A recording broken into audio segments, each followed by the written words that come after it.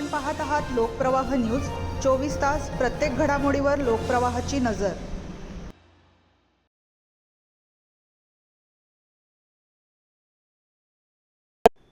टवाळखोरांवर भद्रकाली पोलिसांचा दरारा। रात्री विनाकारण फिरणाऱ्यांवर कारवाई। शहरात धडक पेट्रोलिंग।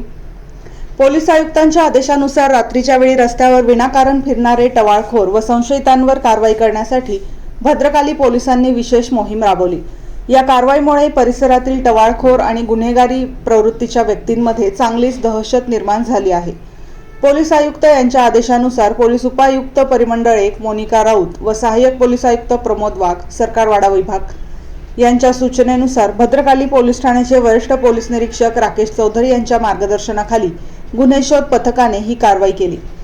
या पथकात अधिकारी ज्ञानेश्वर मोहिते यांच्यासह पोलीस हवालदार साळुंखे, कय्यूम सय्यद, जंद्रे आणि जयेश यांनी सहभाग घेतला।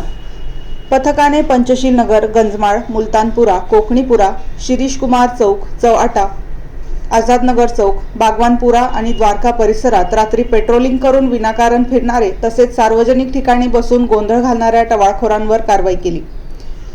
या धडक मोहिमेमुळे भद्रकाली पोलीस ठाण्याच्या हद्दीतील टवाळखोर आणि गुन्हेगारांमध्ये पोलिसांचा धाक निर्माण झाला असून अनेकांनी परिसरातून पळ काढल्याचे पोलिसांनी सांगितले।